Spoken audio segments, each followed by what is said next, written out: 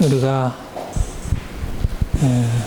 예수님을 믿는다는 것은 여러 가지가 의미가 있는데요. 온전한 인간이 되는 것이다. 그렇게 생각할 수 있습니다.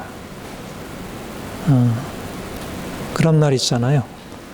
사람이라고 다 사람이냐? 사람 같아야 사람이지. 그러니까 우리가 일반적으로 사람으로 태어났지만 모두 다 그러나 사람으로서의 사람, 진정한 사람, 그 사람의 본질, 본성, 그것을 온전하게 실현하는 것, 그게 옛날부터 지금까지 모두 그런 씨름을 해왔잖아요. 그러니까 인간은 이 동물과 같이 주어진 대로 살아가는 게 아니라 주어진 것을 계속 바꿀 수 있는 이제 그런 역량도 있고 또 그런 의지가 있죠. 그래서 내가 어떤 삶, 어떤 인간됨을 추구하느냐에 따라서 삶의 모습이 달라져요. 그러니까 사람들이 추구하는 인간의 모습, 목적, 이게 다르고 또 실제적으로 그것을 통해서 이루는 게 너무나 달라요. 이 기독교 신앙은 어떻게 보면 하나님을 아는 거잖아요. 그렇죠? 하나님을 아는 게 우리가 경험적으로 뭐 자연을 알고 또 사회를 알고 사람들을 알고 이제 그런 많은 학문들이 있는데 그런 많은 경험들이 있는데 사실 이제 기독교 신앙은 그런 경험적인 차원에서 우리가 보고 듣고 느끼는 그런 차원의 알을 넘어서는 그 영적인 영역, 그 보이지 않는 하나님의 영역으로 눈이 열리고 이제 그걸 알아가는 거예요. 그러니까 우리가 아무리 인간에 대한 깊은 이해를 가지고 있다 하더라도 철학이나 심리학이나 생물학이나 이걸 통해서 인간에 대해서 많은 이해를 갖고 있다 하더라도 사실은 하나님을 아는 것과는 상관이 없잖아요. 근데 우리가 이제 성경을 통해서 하나님이 우리에게 가르쳐 주신 그 진리의 말씀이 우리를 하나님이라는 모든 세계의 근원, 모든 진리의 근원, 우리 존재의 근원, 그 하나님을 만나서 알게 되는 것. 이제 이런 면에서 우리가 신앙, 또 신학 이런 것은 우리가 내 자신이나 인간에 대한 알을 넘어서 하나님을 아는 것이다.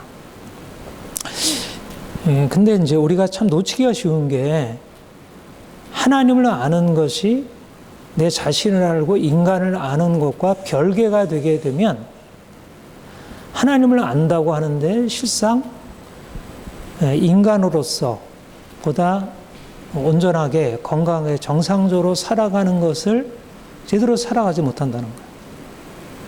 그러니까 오늘날 하나님을 가장 잘 안다고 하는 그래도 다른 사람들보다 더 많이 안다고 하는 목사님들이 하나님을 알지 못하는 많은 일반인들이 생각하는 것보다 굉장히 수준 이하로 도덕적인 수준 이하로 살아가는 걸 보게 되면 하나님을 아는 것이 인간에 대한 보다 온전한 이해에 이르게 하고 그래서 삶을 바꿔주는 그런 일을 하지 못한다는 거죠. 근데 이게 정상적으로 하나님을 아는 것일까? 신학을 하고 그것에 대한 자격을 인정받아서 목사가 되었지만 그리고 늘 성경을 읽고 하나님에 대해서 말하지만 그러나 인간에 대한 이해가 철학자들보다 심리학자들보다 윤리학자들보다 더 훨씬 못하다고 하면 그거는 하나님에 대한 이해로서 뭔가 문제가 있다는 것입니다. 저는 이제 그 철학을 전공을 했고, 그래서 지금 생각할 때 내가 철학을 뭣도 잘 모르고 전공을 했어요. 근데 진짜 철학 학교 다닐 때는 진짜 모르겠더라고. 정말 모르겠더라고요. 4년 동안 내가 제대로 배운 게 별로 없어요. 그리고 성적도 뭐 C, D, 뭐 대학은 들어갔어도 성적도 별로 안 좋았어요. 내가 지금도 D 맞은 기억, 그 과목 기억이나 그 내용은 하나도 생각이 안 나는데 칸트에 대한 이제 그 강의였는데 D인가 맞았어.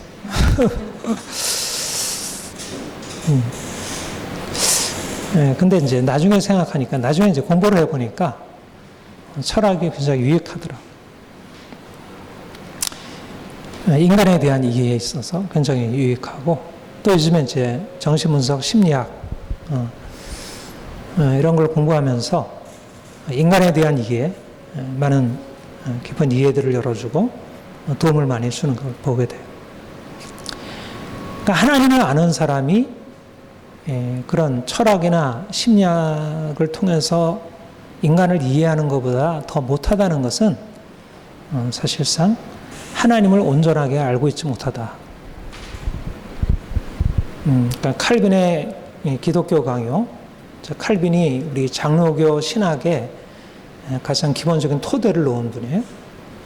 성경에서 아주 너무 중요한 핵심적인 교리를, 개신교 교리를 가르쳐 주었죠. 근데 칼빈의 그 기독교 강요라는 가장 중요한 책인데, 그 책의 일부, 1장, 1절의 내용이 뭐냐면, 하나님을 아는 것이 곧 내 인간 자신을 아는 것이다. 인간 자신을 알아야 하나님을 알 수 있고, 하나님을 알아야 인간을 알 수 있다. 그것으로 시작을 해요. 그리고 칼빈의 신학은 전체적으로 그 명제를 푸는 것이라 할 수 있어요. 그러니까 우리가 개신교가 이렇게 세상을 향해서 강력한 영향을 미칠 수 있었던 가장 중요한 이유는 뭐냐면, 하나님을 아는 것이 단지 하나님을 아는 것에 끝인 것이 아니라, 하나님을 알므로 인간이 누구인지 그 실상을 과거의 철학이나 여러 도덕이나 이런 데서 가르친 것보다, 다른 종교에서 가르친 것보다 더 온전하게 가르쳐주고 보여줬다는 것이. 그러니까 성경에 원래적으로 하나님이 인간을 만드셨잖아요. 그렇죠? 네, 그런데 인간이 하나님을 떠나 타락했잖아요. 그게 중요한, 인간에 대한 가장 중요한 일이에요. 하나님이 인간을 만드셨다는 것과, 하나님이 인간을 만드셨는데 인간이 하나님을 떠나서 자기 길로 갔다는 것. 그게 기독교적 인간 이해의 가장 중요한 핵심이에요. 근데 사람들은 하나님을 알지 못하니까 경험적으로 내 자신 안에 오늘날 현대처럼 욕망이나 충동에 대해서 말할 수 있죠. 그것이 어떻게 작동해서 인간의 삶을 행복하게 하기도 하고 불행하기도 하는지. 또 과거의 철학자나 윤리학자들이 인간에 대한 깊은 이런 사색을 통해서 인간은 보다 도덕적인 존재다.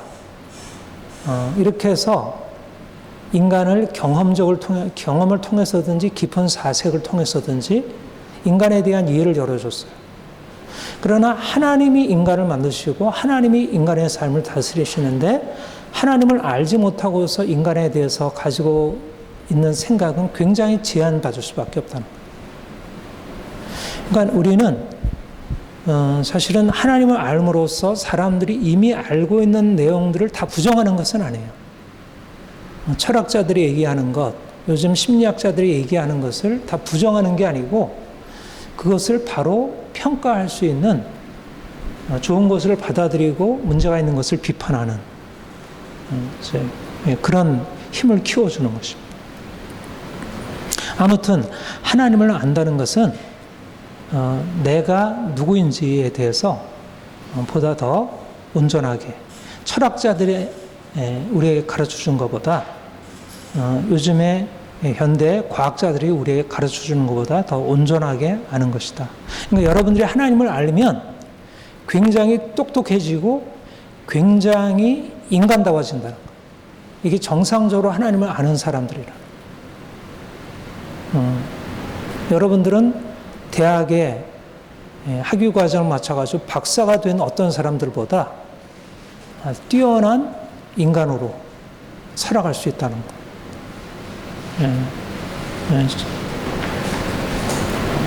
저는 그거를 더 분명하게 확신하게 돼요.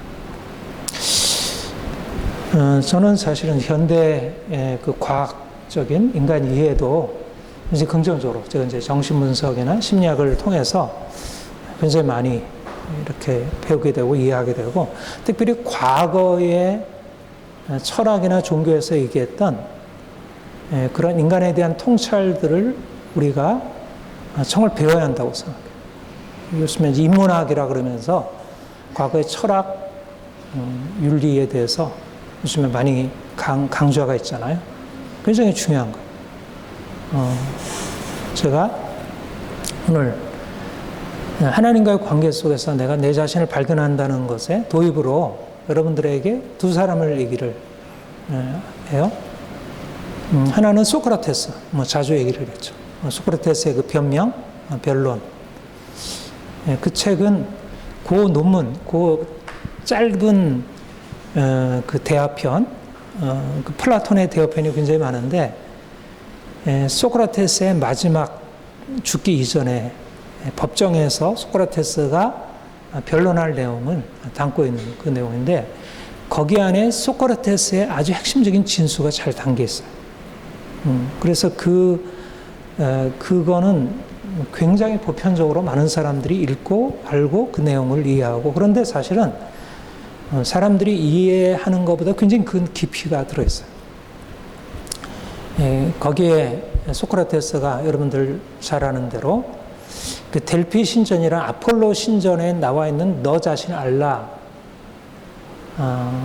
그것에 바탕을 둔 소크라테스 유명한 명언이 있는데, 나는 다른 사람들에 비해서 왜 내가 더 지혜자라고 알려져 있느냐, 그것은 내가 곰곰이 생각해 보니까 내가 다른 사람보다 더 지혜롭다고 하는 것보다 내가 다른 사람들은 자기가 무지하다는 사실을 알지 못하는데, 내가 다른 사람보다 나은 것은 내가 무지하다는 사실을 알고 그래서 지혜를 추구하는 자가 되는 것, 이것이 바로 내가 다른 사람보다 나은 것이다, 그런 얘기를 했어요. 이게 철학의 굉장히 중요한 자세라는 것입니다. 그러니까 철학자는 뭐냐면 자기를 인식한 사람, 근데 자기를 대단하다고 인식한 사람이기보다 자기가 무언가 도달해야 할 목표에서 떨어져 있는 사람, 내게 인간으로서 본래적으로 내가 알아야 할 지식을 내가 갖지 못하고 무언가 잘못 알고 있는 사람. 근데 많은 사람들은 자기가 알지 못하는데도 스스로 알고 있다고 생각하고 배우려 하지 않고 들으려 하지 않고 지혜를 추구하지 않고, 내 자신은 내가 추구해야 할 목표가 있는데 추구할 목표에 이르지 못했다는 자신에 대해서 안타깝게 생각하면서 그 목표를 향해서 끊임없이 추구하는 사람. 그러니까 여러분들이 진정한 지식인, 지혜자가 되기 위해서 가져야 할 태도가 바로 소크라테스의 태도라는 거예요. 겸손함이죠. 내 현재, 내 모습에 대해서 스스로를 대단하다고 생각하지 않는 것. 내가 모른다는 것을 내가 아는 것. 그것을 인정하는 것. 근데 요즘 사람들이 어떤가요? 자기가 모른다는 것을 모르고 모른다는 것을 인정하지 않잖아요. 굉장히 어린아이로부터 너무 교만해 있어요. 배우려고 하지 않고 들으려고 하지 않고 추구하지 않아요. 성경의 말씀대로 하면 심령이 가난하지가 않아요. 목마르지가 않아요. 이미 너무 잘못된 것으로 배불러 있는 것이. 그게 진짜가 아닌데.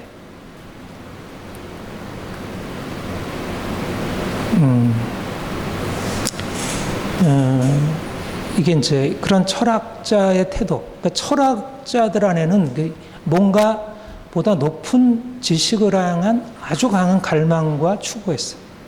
근데 그게 없는 사람은 인생이 낮은 수준에서 살아갈 수밖에. 그러니까 내가 없다는 것을 아는 사람은 없는 것에서 벗어나려고 하잖아. 내가 모른다고 생각하는 사람은 내가 모르는 것에서 벗어나려고 하죠. 그런 사람은 공부를 하죠. 근데 내가 이미 알고 있다고 생각하면 공부를 할 필요가 없어요.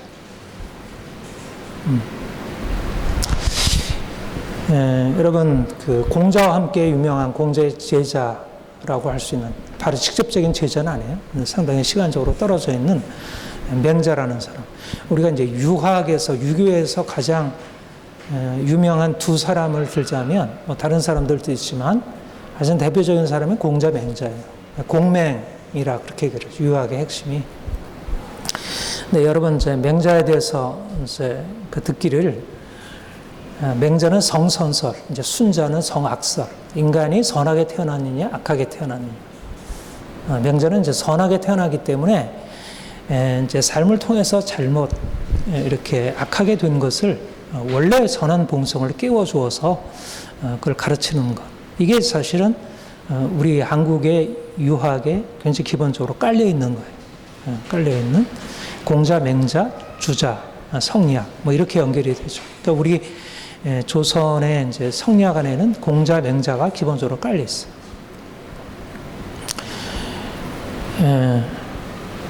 사실 유교의 인간관, 유교가 사실 동양의 사상인데 그럼에도 굉장히 보편적이고 이제 세계사적인 의미를 가지고 있는 중요한 것이 바로 도덕성에 대한 강조예요. 공자, 맹자, 도덕성. 인간이 도덕적인 존재다.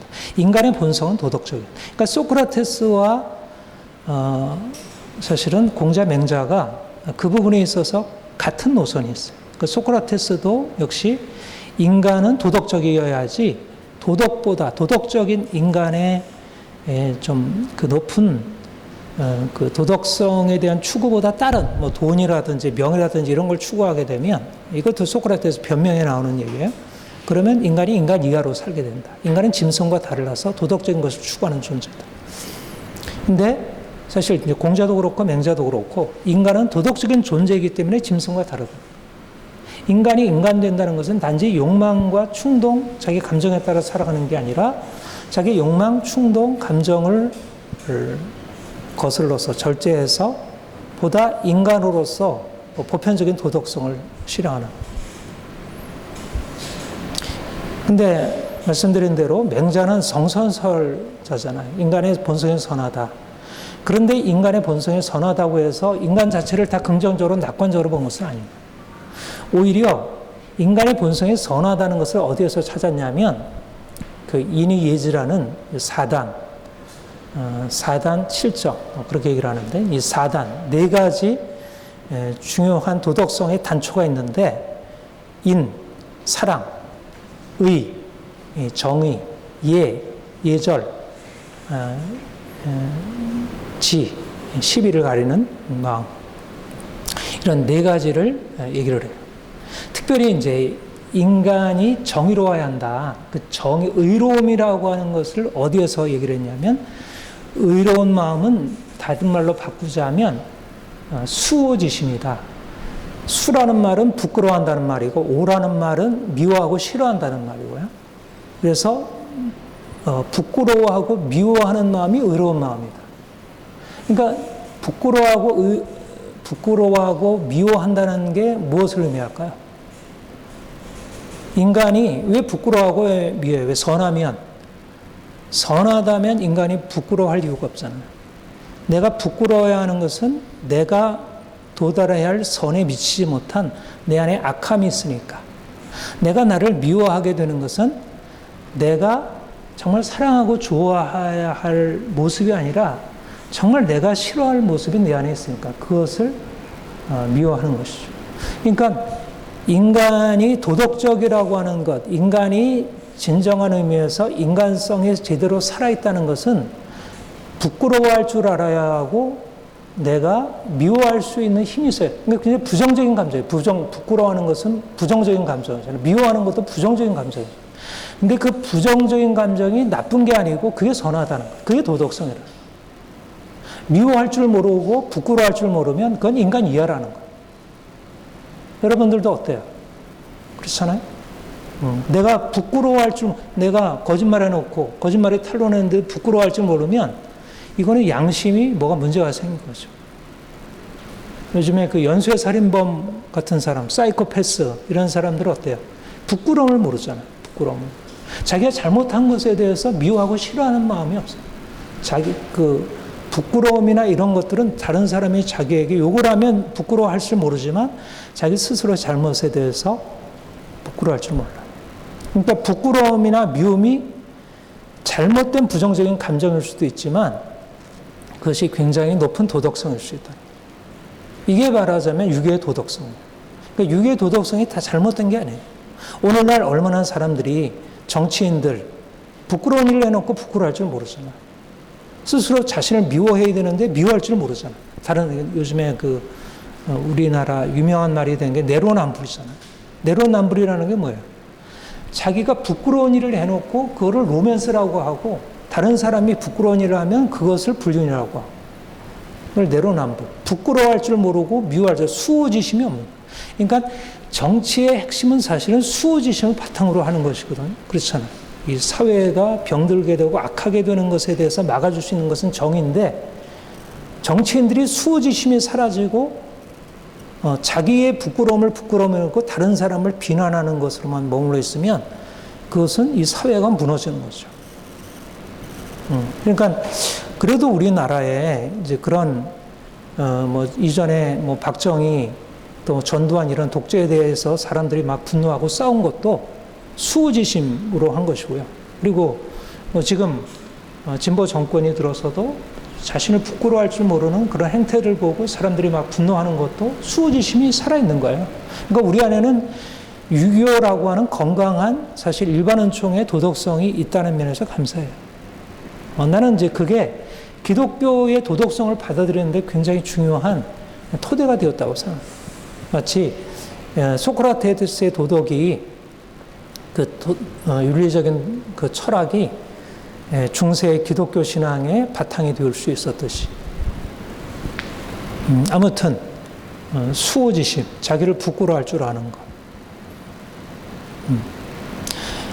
자기의 알지 못함을 인식하는, 무지하다는 것을 인식하는 것, 자기가 부끄러워야 할 모습이라는 것을 깨닫는 것, 이거는 굉장히 부정적인 것이지만 자존심 상하는 일이고 부정적인 모습이지만 오히려 부정적인 모습에 직면할 때라야 그 진실이 사람들은 그 부정적인 모습에 직면하지 못하고 그것을 어떻게든지 덮고 그러니까 진실하지 못한 방식으로 사람들한테 인정을 추구한다면 철학자, 정말 진정한 도덕가들은 자기 부끄러운 모습에 직면해서 거기서 벗어나려고 했던 것입니다. 이런 면에서 기독교 신앙과 다른 철학의 긍정적인 관계가 있다고 생각해요. 우리가 하나님을 만나는 게 뭘까? 이제 종교개혁자들이 발견했던 것, 루터가 발견했고 칼빈이 발견했던 중요한 통찰이죠. 깨달음이고. 아까 얘기한 대로 하나님을 알아야 인간이 인간 자신을 알 수 있다. 하나님을 알기 전까지는 인간이 자기가 얼마나 추악한 존재인지 모른다. 그래서 부끄러워할지 모른다. 그러니까 수호지심이 없다는 거예요. 물론 여러 가지 윤리적인 가르침을 통해서 사람들 안에 있는 그 양심, 수호지심이 깨어날 수 있죠. 그러나 이 세상에서 가지고 있는 도덕이나 종교나 철학이나 이런 것으로서는 그 양심을 다 깨워주기가 어렵고 또 어떤 방식으로든지 도망가기가 쉬워요.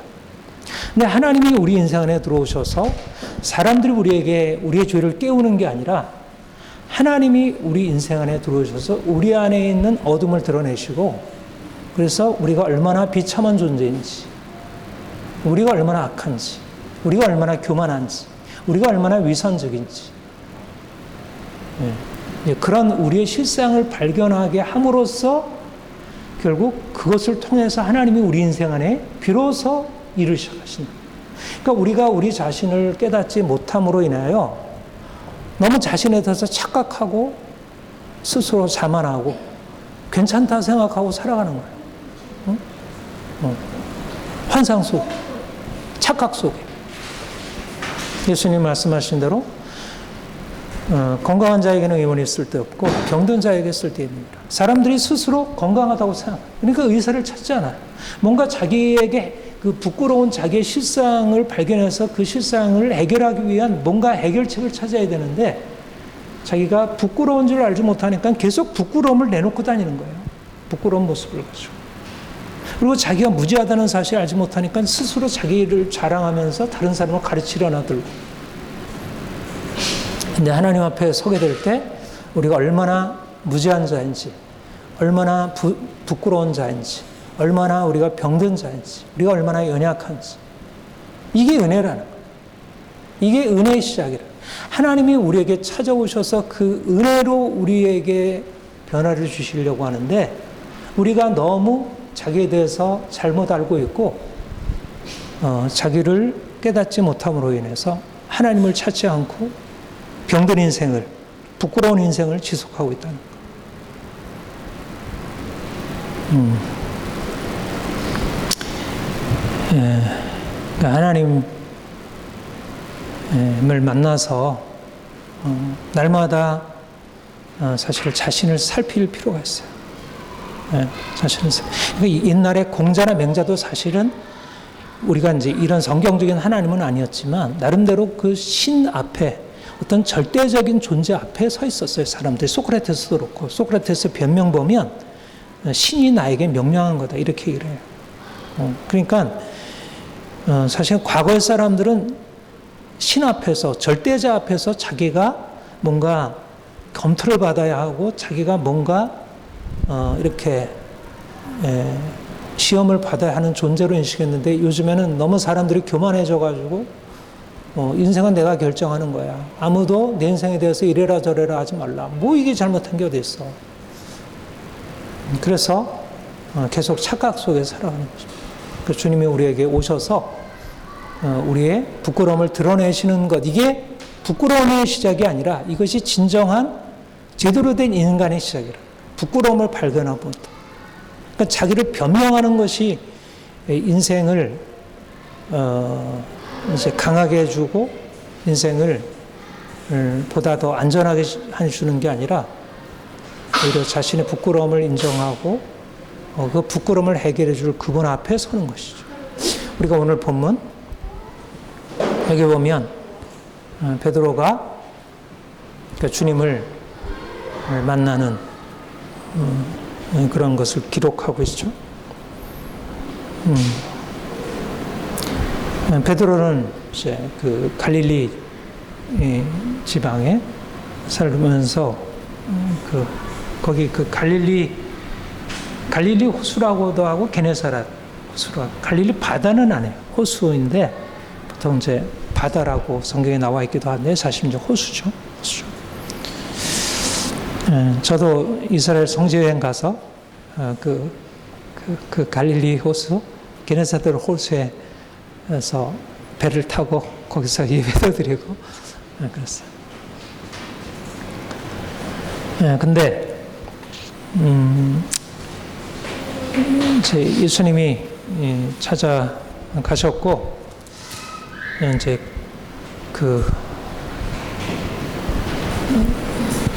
거기서 말씀을 전하시게 되죠. 근데 이제 말씀을 전하시고 나서 베드로에게 내가 깊은 데서 가서 그물을 던지라 이렇게 말씀을 하셨어요. 그래서 시몬이 뭐라고 대답하냐면 선생님 우리들이 밤이 새도록 수고했지만 잡은 것이 없습니다. 그러나 선생님이 그렇게 말씀하니까 내가 말씀에 의지해서 그물을 내리겠습니다. 이렇게 대답을 했어요. 그러니까 그 베드로가 전문가로서 이제 큰 실패를 했고 이제 낭망한 상태에 있는데 그 주님이 그때 이제 찾아오셔서 그를 만나 주신 거예요. 근데 여기 보면 밤이 새도록 내가 수고했지만 얻은 것이 없습니다. 하지만 내가 말씀에 의지해서 그물을 내리리이다.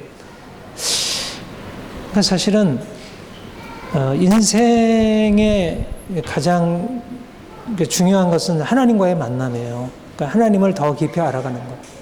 그러니까 하나님 앞에서 자신이 얼마나 보잘것없는 존재인지를 아는 거예요. 근데 우리가 하나님 앞에서 자신의 보잘것없는 존재를 발견하게 되는 게 언젠가요?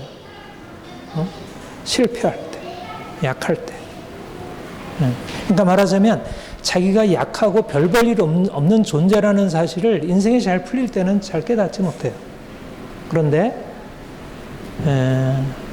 인생이 실패 안에 처하게 되었을 때 비로소 자신의 실상을 보게 돼요.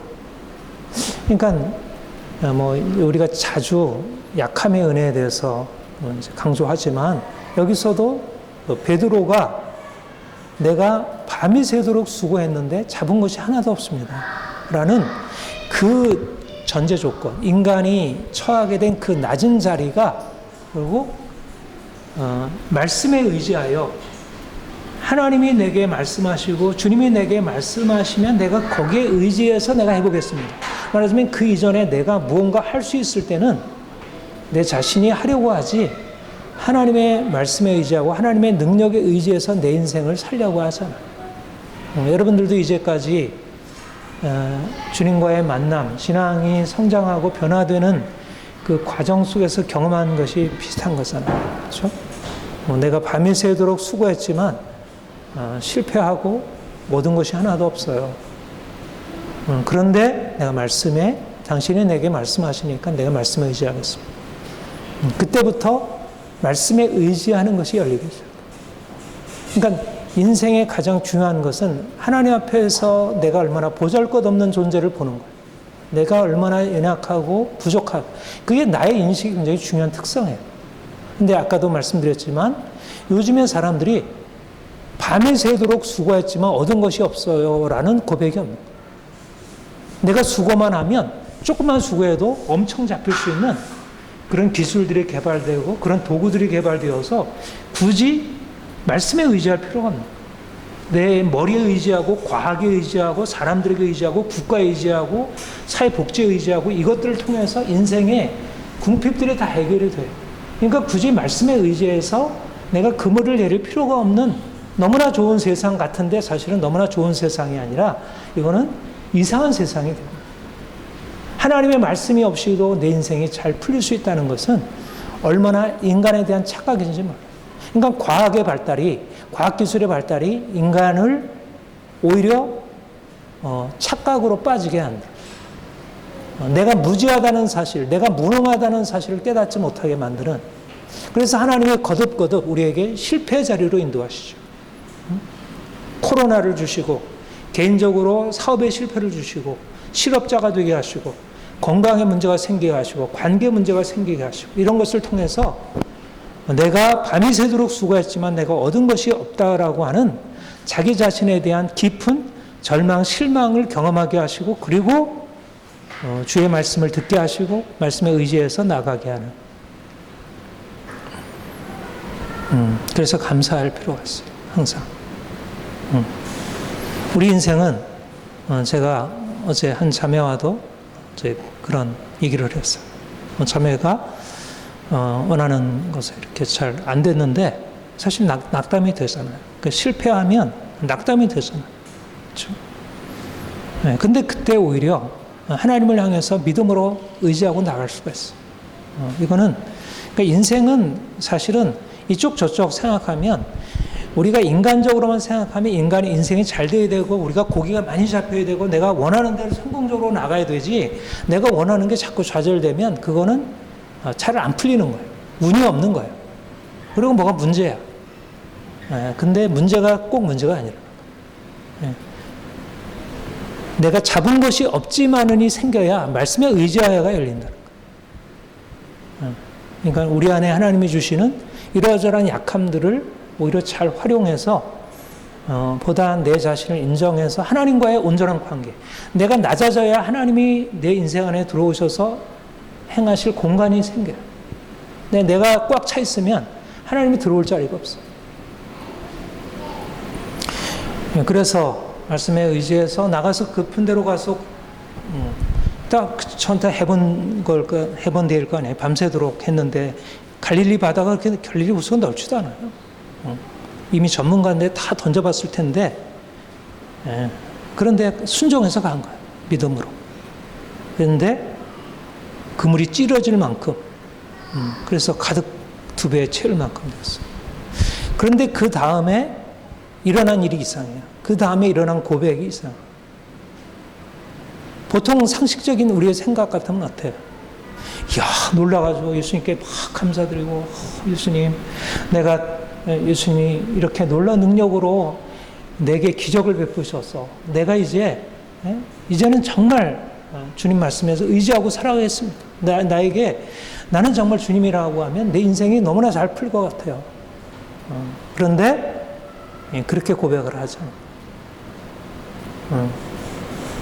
그가 예수님 앞에 무릎 꿇고 고백하는 내용이 주여 나를 떠나소서 나는 죄인으로서이다. 무슨 일이 일어난 걸까요? 이게 무슨 대답이에요? 주님이 너무너무 감사합니다가 아니고 나는 죄인으로서이다. 나를 떠나소서. 이게 무슨 대답이에요? 그러니까 겉으로 드러난 기적보다 더 놀라운 기적이 일어난 거죠. 다시 말하면 그 엄청난 예수님의 기적을 통해서 자기 자신을 발견한 거예요. 말하자면 베드로는 단지 그 기적을 보면서 그 기적이 자기에게 가져질 유익을 본 게 아니라 그 기적을 일으키시는 주님의 영광 앞에 선 자기의 부끄러움을 본 거예요. 자기를 발견하게 된 것이죠. 말하자면 계시적으로 자기를 인식하게 된 거예요. 넌 이게 잘못이야. 너는 이렇게 잘못했잖아. 이렇게 해서가 아니라 주님은 그냥 기적을 베푸셨는데 그 기적 안에서 자기의 부끄러움과 자기의 죄인됨을 발견한 것입니다. 사실 기독교 신앙의 의미는 은혜라는 것이 우리가 정말 절망 중에 부르짖었을 때 하나님이 내 인생에 개입하셔서 내 인생이 잘 풀리게 되는 것, 형통케 되는 것, 내가 고통에서 벗어나는 것, 그게 은혜일 수도 있어요. 하나님은 그런 은혜도 주시지만 그러나 보다 더 근본적인 은혜는 바로 이런 은혜, 내가 죄인으로서이다를 깨닫는 거예요. 마지막에 인간의 인간됨은 잘 먹고 잘 사는 게 아니에요. 인간의 인간됨은 내가 죄인을 깨닫고 죄인의 자리에서 내가 의인의 자리로 바뀌어지는 거예요. 하나님이 인간을 창조하실 때 인간을 편안하고 잘 먹고 잘 사는 존재로 만들어 놓지 않으셨어요. 물론 그것이 인간의 삶에 굉장히 중요한 요소이면 사실이지만 그보다 더 중요한 것은 내가 하나님이 내게 주신 그 높은 목표, 내가 온전하게 하나님의 뜻에 따라 순종하며 하나님이 세워놓으신 그 온전한 법칙으로 살아가는 것. 그런데 그렇지 못했잖아. 그야말로 부끄러운 인생을 살았고 부끄러운 인생을 부끄러운 것으로 인정하지도 못하고 살아갑니다. 근데 하나님이 우리에게 오셔서 성령으로 말미암아 우리의 추함을 드러내시고 그것을 우리의 실패를 통해서도 또 말씀의 빛을 통해서도 기도하면서 성령께서 우리에게 비추심을 통해서도 내가 너무나 부끄러운 삶을 살았구나. 내가 죄인의 삶을 살았구나. 그런데 여기에 중요한 기독교 신앙만의 고유함이 있어요. 소크라테스에도 맹자에도 인간이 부끄러움을 깨닫고 부끄러움에서 벗어나서 온전한 인간, 도덕적인 인간보다 인간다운 삶을 살아가는 것에 대한 요구가 있고 그런 깨우침, 그런 가르침이 있어요. 그러나 그것을 스스로의 힘으로 하라 얘기를 해요. 그런데 우리가 경험적으로 보지만 안 되는 것입니다. 우리가 오늘날 사실 수많은 어떤 도덕적인 가르침들이 왜 사라지나요? 그것이 너무나 부담스럽고 머리로서는 해야 한다는 걸 알지만 너무나 힘들고 안 되는 거예요. 그러니까 사람들은 그것을 그냥 그 목표 자체를 포기해버려요. 인간이 어쩌겠어. 그런데 기독교 신앙이 가지고 있는 놀라운 능력은 안 되게 안 될 수밖에 없다 포기하는 인간에게 주님께서 오셔서 내가 너를 바꾸리라. 결국 그 은혜가 그 절망적인 자리에 서서 내가 바꿔야지라고 하는 자세로 출발했다가 다시 실망할 수밖에 없는 것이 인간 존재인데, 기독교 신앙은 내가 하는 것이 아니라 주님께서 우리 인생 안에 오셔서 일하시는, 나의 부끄러움을 주님께 고백하고 그가 나를 살리실 것을, 그 은혜가, 그 사랑이 우리를 변화시킬 것을 바라보고 나아가면 그가 우리에게 역사하신다는 것. 그러니까 비로소 내가 죄인으로소이다 라고 하는 고백으로부터 은혜 안에서 사는 삶, 하나님의 사랑 안에서 나를 맡기고 그가 주시는 은혜로 살아가는 삶을 비로소 시작할 수 있게 됩니다. 주님이 우리를 그 사랑으로 불러주셨습니다. 우리가 여전히 죄인된 인생을 살아왔고 또 그것에 감히 직면하기 어렵습니다. 그렇죠? 근데 우리가 자신의 죄인됨을 깨닫고 우리의 죄인된 우리를 있는 그대로 받아주시고 또 우리를 그분의 사랑으로 바꾸시고 치료하시는 그분 앞에 나아가면 그가 우리를 새롭게 하시고, 그래서 죄인된 우리가 이제 그냥 죄인의 자리에 머물러 살아가는 것이 아니라 보다 의로운 삶으로, 정직한 삶으로, 깨끗한 삶으로 살아갈 수 있게 되는 것. 그러니까 약함이 오히려 은혜예요. 내가 부족한 것, 내가 실패하는 것, 또 내가 늘 넘어지는 것, 그러나 주님 앞에 나아가 주님, 나는 죄인입니다. 나에게는 주의 은혜가 필요합니다. 나를 치료해 주세요. 주님께서 나의 영혼, 나의 이 병든 영혼을 주님이 치료해 주세요. 이게 철학이 할 수 없는 일이고 다른 종교가 할 수 없는 일이고 어떤 세상의 교육이 할 수 없는 일을 주님이 하신 것입니다. 이 은혜 안에서 날마다 더 온전해지길 소망합니다. 기도하겠습니다. 하나님 아버지, 주님께서 우리를 사랑하셔서